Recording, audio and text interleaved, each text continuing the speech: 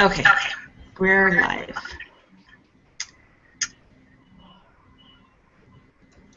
All right.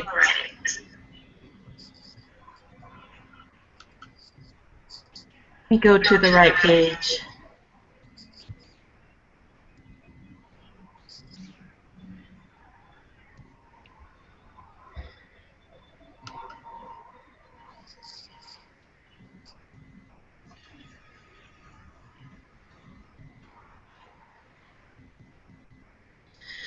Okay, should we just start on the questions?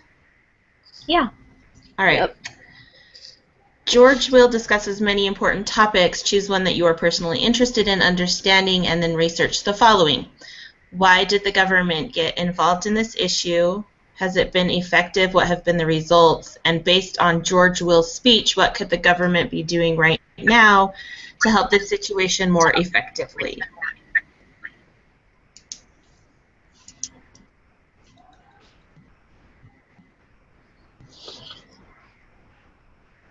Well, I researched about well, I didn't really research, I'll be honest. My chapter for sociology is on Native Americans, so it was really easy to kind of just do a 2-for-1 deal there. So that's what I did. Sorry, Sister Meeker, I'm just being real. But the government, what did they do is they wanted these people to quote Indian savages, which I'm a laymanite myself, so I was slightly offended, but I'm going to get over it. But they said, they wanted them in reservations or places where they could perhaps have a dominance over them, so that they wouldn't have as much as political power, because they were a big group of people. Were they effective? Well, they put them in boarding schools and took them away from their parents to teach them English. Was that effective? Well, they did learn a few skills and things like that, but they were also torn away from their home, and which some people would say that led to their habits now of bad parenting. Some of them, abusiveness, alcoholism rates in Native Americans is high. They say it could be because of this boarding school thing where they were torn from their homes and not treated in the best way there. But there's pros and cons to everything. So I guess based on what Mr. Will said, you could say that what the government could do to help them is just actually not enable them in that kind of way, because maybe they could use a little less assistance so they could find a way to I don't want to say it in a mean way because I don't want to sound mean. I'm also a minority, so I know what it's like, but when you're kind of enabled, you keep on perpetuating these habits. So if the government wasn't as involved in all the things that they're doing with them, maybe they would understand the value of work and start working themselves.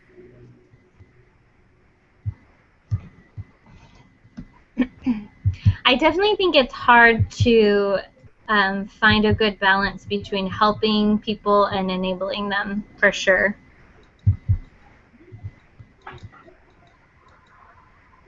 I totally agree with that. Like, where do you cut off the line? And I think that whole idea could be related to a lot of government programs that help or assist people. Yeah.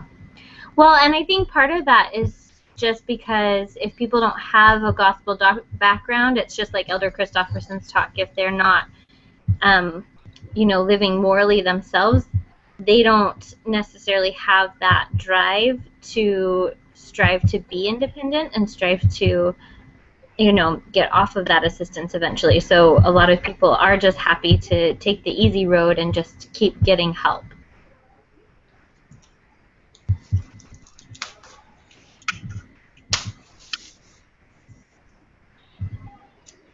Yeah, personally, that's been a struggle for us, because when my mom became a widow and my father passed away 4 years ago and we kind of lost that income and stuff, like, it was really hard to kind of go to the church and say, yeah, we've been members for like 20 years, we've never asked for anything, but now we're going to need your help in some way.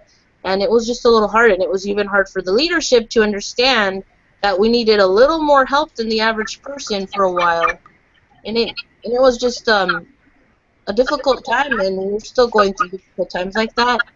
But I feel like, in some cases, I think God has said He will provide for the needy, but again, enabling them, it's like, you know, I, for one, when we get help from the church, we're not going to do anything bad with that, but so many people do things. My friend was working at a place to help single moms and teen pregnancy situations, and she said she would see these women come asking for help and then leave in nicer cars than my friend had. Like, some people abuse the system, and that's a really big problem. Oh, it's true. My husband used to work as a pharmacy technician, and he said that people would come in. He literally overheard a mother telling her daughter to refuse a promotion at work, and she was really angry with her for even being excited about a promotion because it meant that she wouldn't qualify for Medicaid anymore. And she was like, "You don't ever accept a promotion." And and people would come in and they're having their Medicaid pay for all of their over-the-counter prescription meds, everything, and then they're stocking up buying soda and candy and all this stuff from the pharmacy, and it's just hard to see things like that because that that's not being used appropriately. So I work part-time at a grocery store, so I see a lot like with food stamps. It's amazing. I can almost guarantee, look, okay, and this might be stereotyping, but by looking at the people and what they're buying, almost 90% of the time I can tell if they're going to be food stamps or not. That's crazy. Uh-huh. Well, that was actually something that I researched, and I mean, I posted this on our discussion board, but I talked to some friends actually that had food stamps when they were in dental school, and they just talked about how, people would tell them how to get around the system. Like, they were like, we didn't know that you could do self-checkout, so then you could buy anything you wanted and not be embarrassed. And they were like, we'd buy steaks every now and then, or we'd buy, if there was a game on, I'd be like, oh, I'm out of candy and chips and soda. So he'd go buy all those with food stamps. And then they also found out that their food stamps carried over for a year after they moved out of state. So even though he was employed as a dentist making really good money, they still use their food stamps just to stock their pantry. I mean, people totally abuse it just because they can.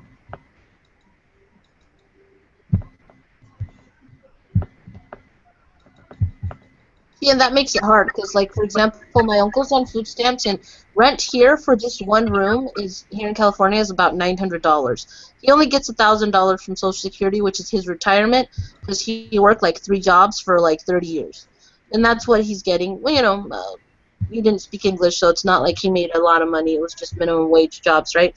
Now his food stamp is like $20 a month, and all he can get is eggs and milk, and he loves eating eggs like 3 times a day, but whatever. But you never see him. Maybe he'll buy a soda every now and then, but like, I feel for him in the sense that, like, he worked. It's not like this is not his money. He worked 3 jobs for like 30 years, and all he's getting is this. And he would still be working, except he got run over by a car. So it's like, people like that, what a contrast. Yeah, it's true. It's sad because the people that abuse it, put a bad name out there for everybody.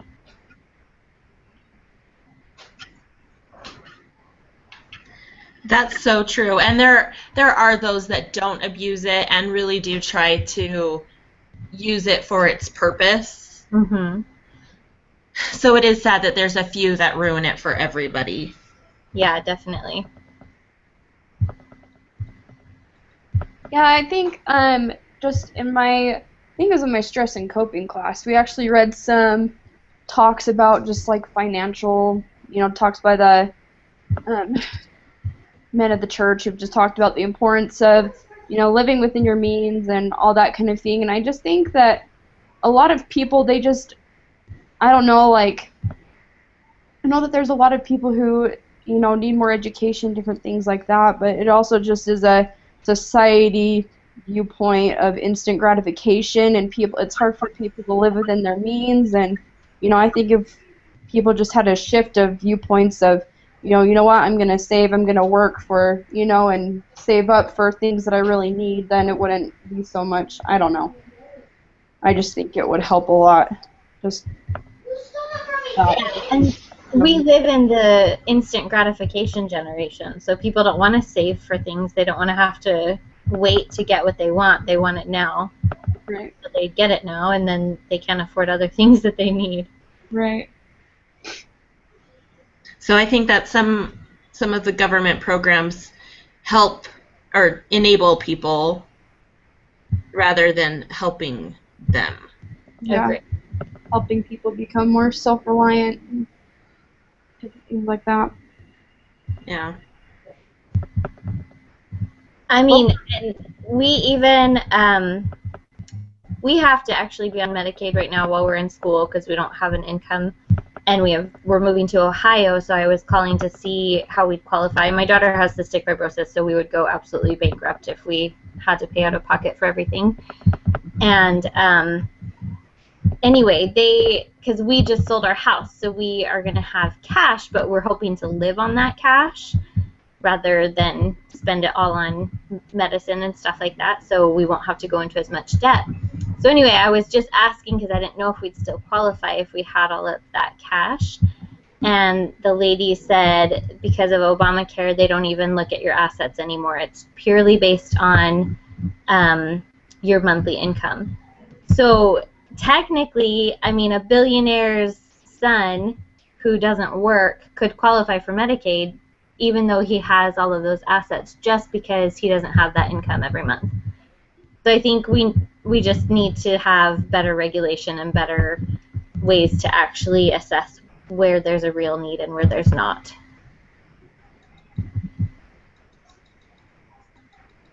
Yeah, I agree with you. That kind of goes into what I researched. I'm going to be completely honest. I'm not very, what you'd say, I haven't researched a lot into these popular topics that people have talked about.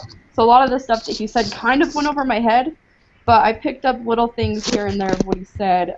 He talked about the price of healthcare and why it's so expensive and stuff like that. And so I just kind of looked into that, the history of it. I know that it said back in like 1917, President Roosevelt, he just tried to create this universal, health care, and it was on the states back then, I guess, for a long time. And a lot of the states just opposed all of these, what they were trying to do with creating a universal health care. But then finally, in 1965, they created the Medicare and the Medicaid because of the elderly, help the elderly.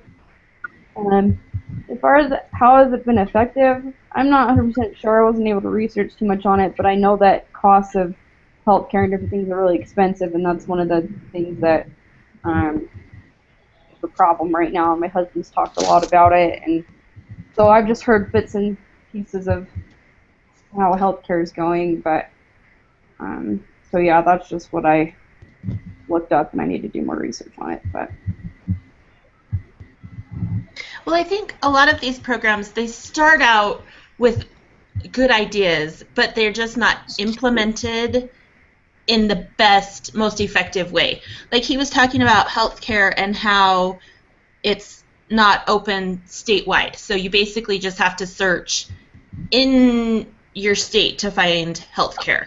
Whereas like he was talking about insurance and how you can find insurance anywhere and it's not within your state boundaries. And so that way you can find the best price and what the best needs for your family and for your situation, which healthcare is not like that. Well, and could you imagine here in California a 2-bedroom apartment for $2,700 a month in rent, and that's what these are going for. A 1-bedroom going for $1,850 is the cheapest you'll find. Usually $2,300 for a 1-bedroom condo, nice place. So if you think about it, of course, maybe this is just my thought that like they don't want to. If only Californians can compete, they're not going to get an Ohio rate and Oregon rate. So therefore, they are stuck paying a little more. And of course, that money, I don't know where it's going, but I think that's probably one reason maybe they don't like to do that, because there are expensive states like California, New York, you know, and then there's really cheap states. And I wouldn't say Utah's one of them anymore, because I'm thinking soon it's gonna catch up to California. All those Californian Mormons over here are going to Utah, so with cash in hand to buy nice houses. So, yeah, I don't know, but cheap states probably have cheaper insurance, but we can't go over there, and that's convenient for the insurance company itself, I guess. I don't see how else who's benefiting from all this, but them.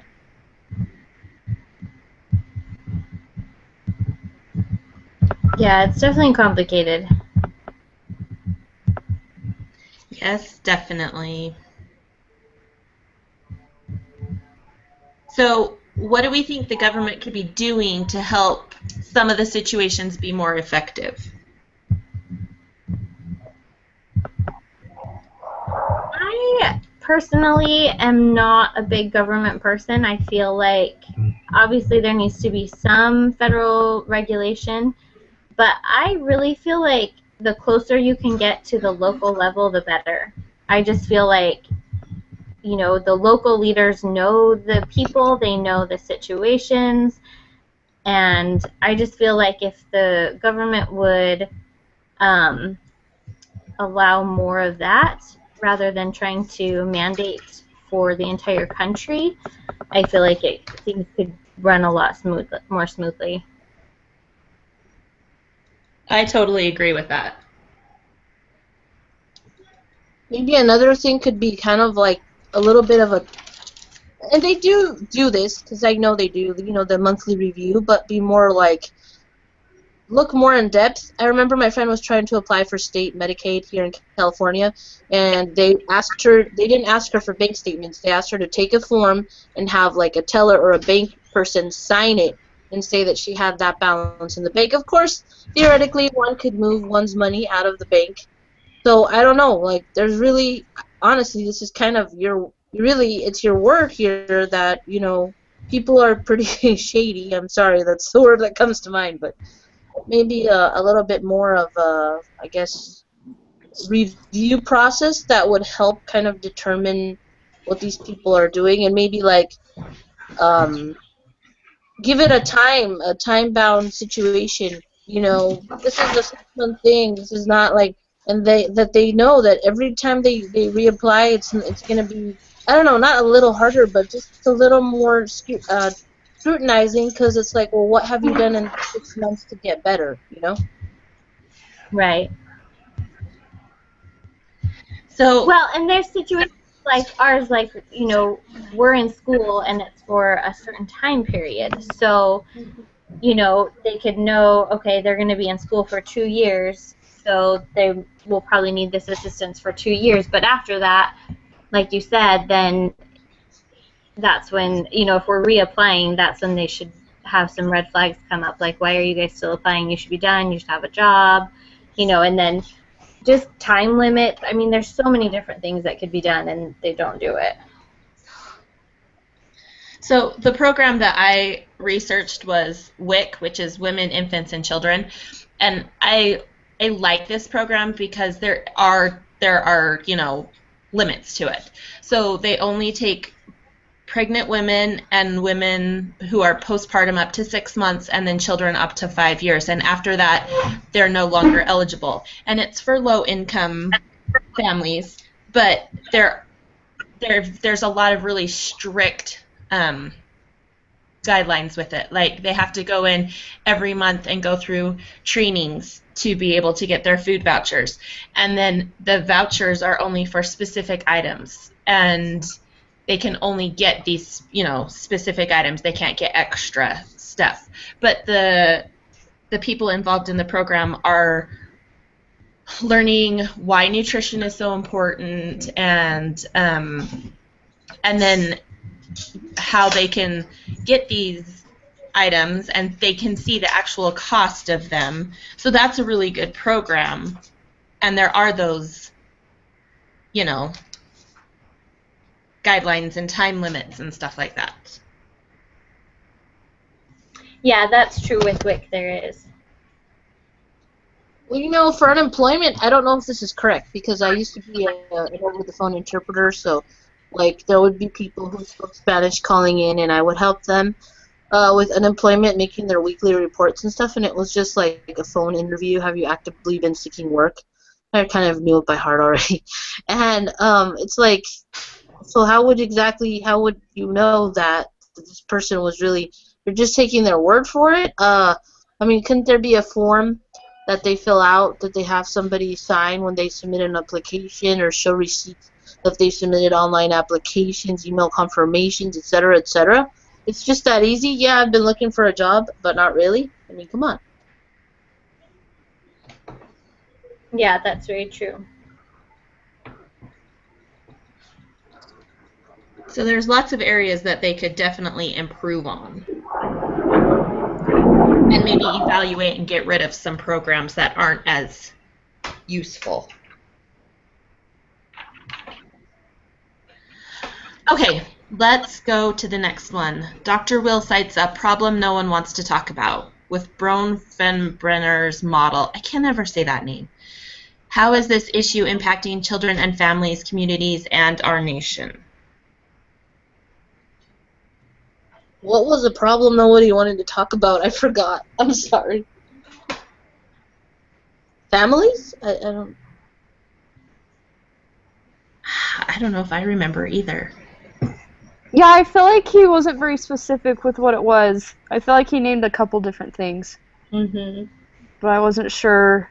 He talked about how they were wanting, how there were children born out of wedlock. He talked about schools that couldn't teach.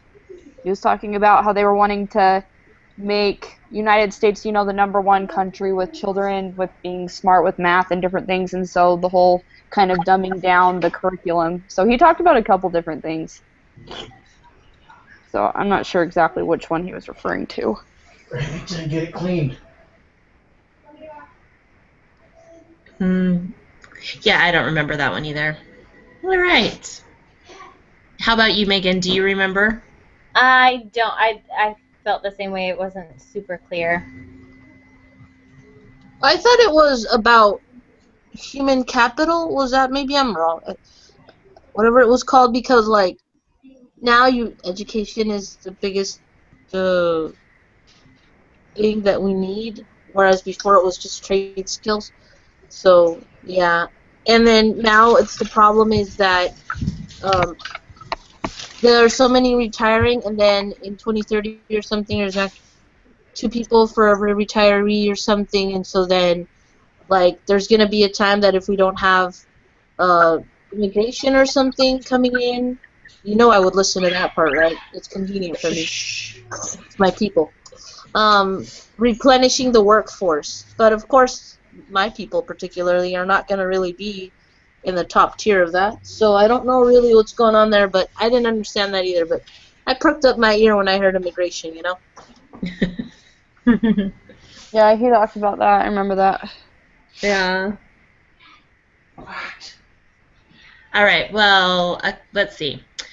According to Dr. Will, one thing you can do for your country is to reserve a spacious portion of your life for which your country is not responsible. Reflect on what you've learned and discuss this week, and then respond to the following. You agree with Dr. Will. In what areas do you personally feel the government should be involved and should not be involved in addressing your chosen threat to children and families?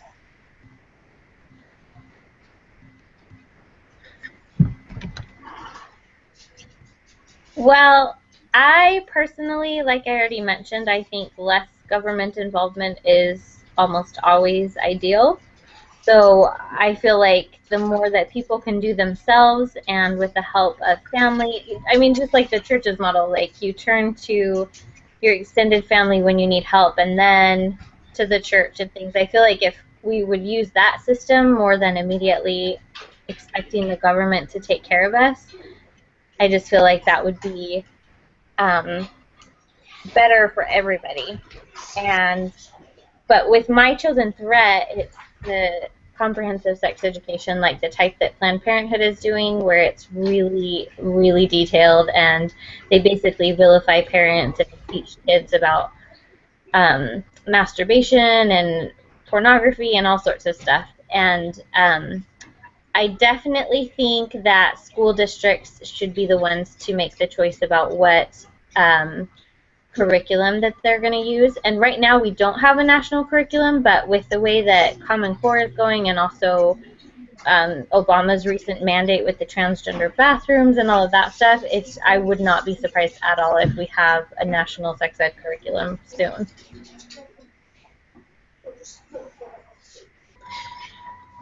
Which is kind of scary, because I agree with you, Megan, that the local schools or the local government, they know what's going on in the communities, and they're the ones that should be able to decide what to teach and what to allow.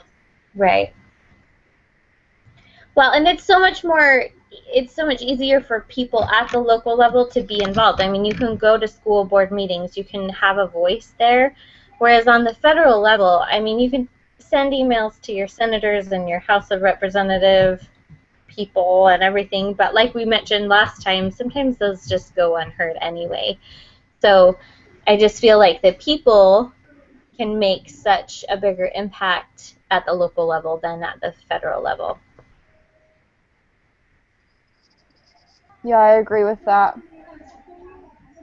My chosen threat was it's the effects of television on children and adolescents.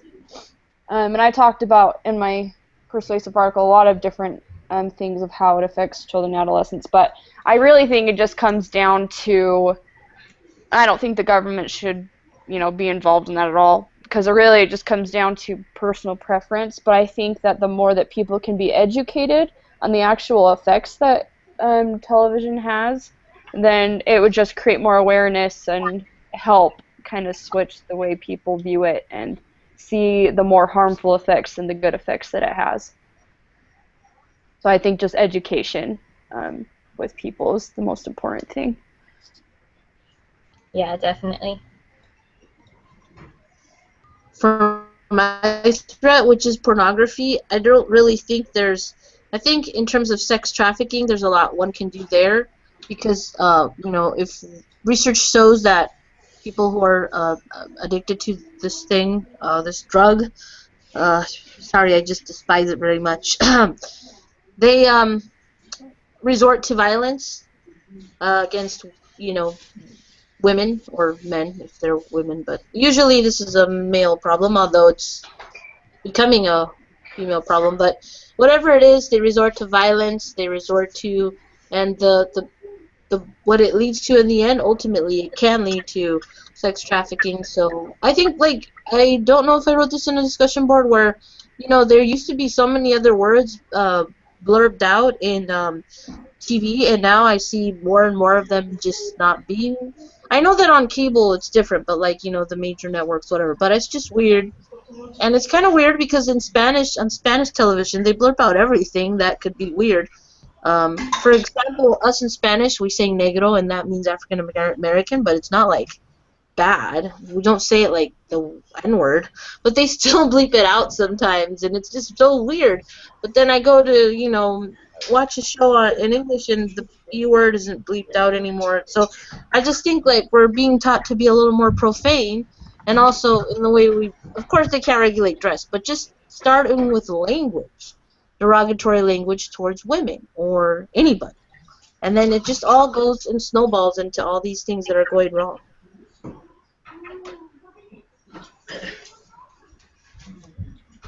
Yeah, I think that's a hard one. Kind of like, my threat is moral relativism, which is so broad and can go into so many different areas.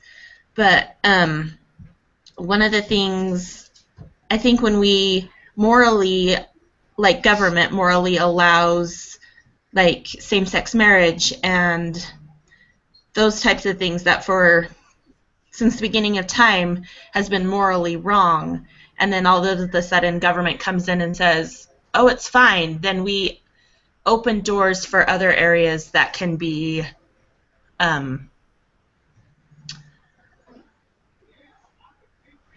maneuvered or manipulated to be okay. Like, like how, if it's okay morally to marry the same gender, then maybe it's morally okay to steal from your neighbor because they're not nice to me, so I'm gonna, an eye for an eye type of thing.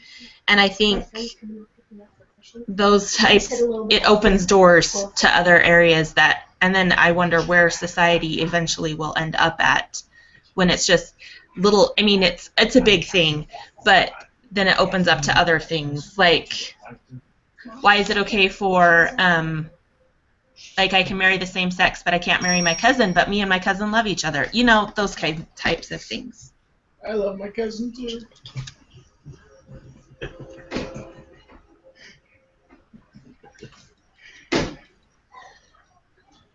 What if I like that monkey?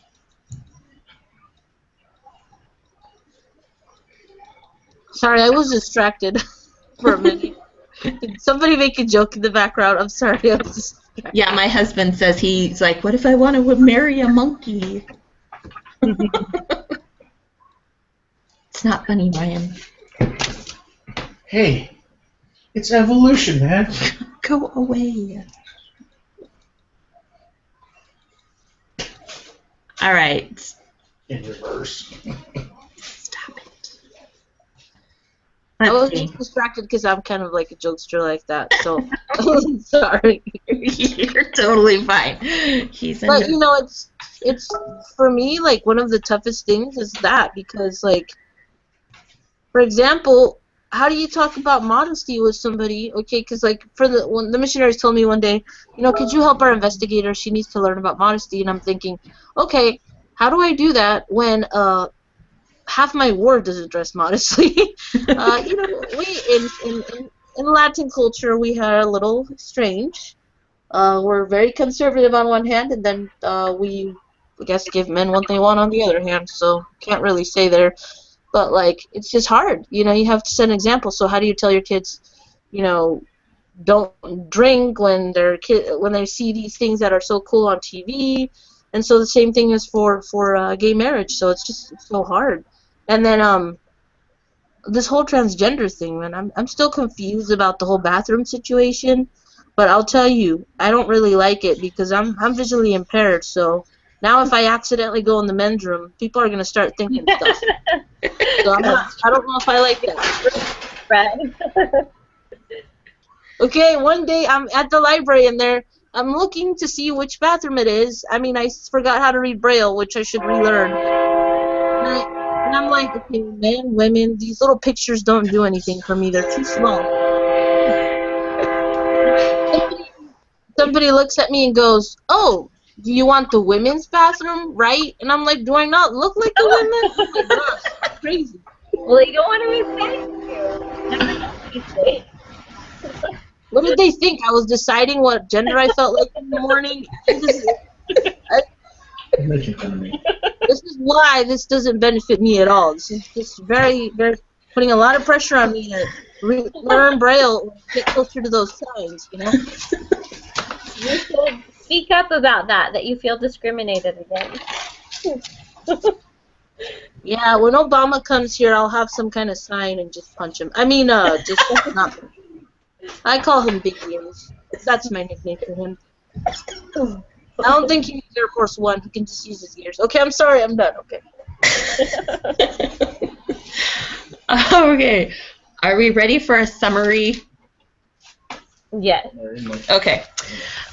We talked about our different threats, and Socorro researched the Native Americans, and the government seemed to be a little afraid of them, partly because they were unknown, and wanted to put them in reservations so they could have control over them.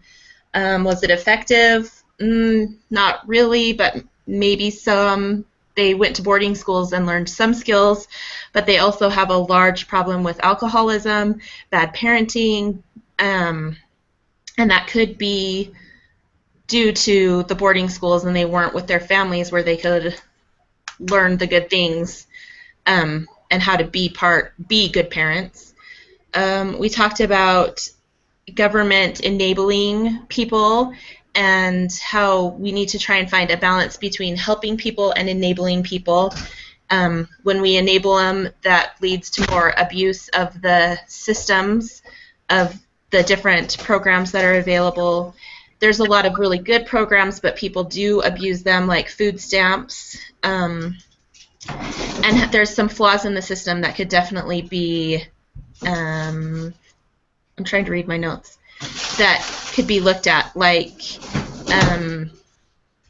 having, like Megan talked about her friends and how they used it past when they probably should have, and things like that.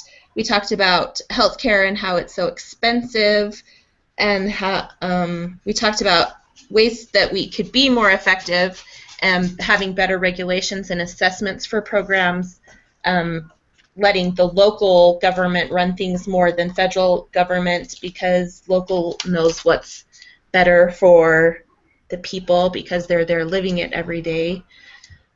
We talked about how some of those programs could be more in depth in their reviews of people that are going to be part of their program, that there should be time limits, and then looking at the red flags that pop up in their when they're applying for the programs. We talked about them not just taking their word for it, that yes, they need it, but actually showing some documentation. We were all kind of unclear about the problem that no one wants to talk about. It could be children being born out of wedlock, dumbing down schools so that we can be #1 in the world. We talked about human capital and retirement, not enough workers to cover the ones that are retiring. We basically decided that less government is best, and to let people do it on their own, and to go with like what the church does, to go to extended family and then go to the church and then go to the government for help.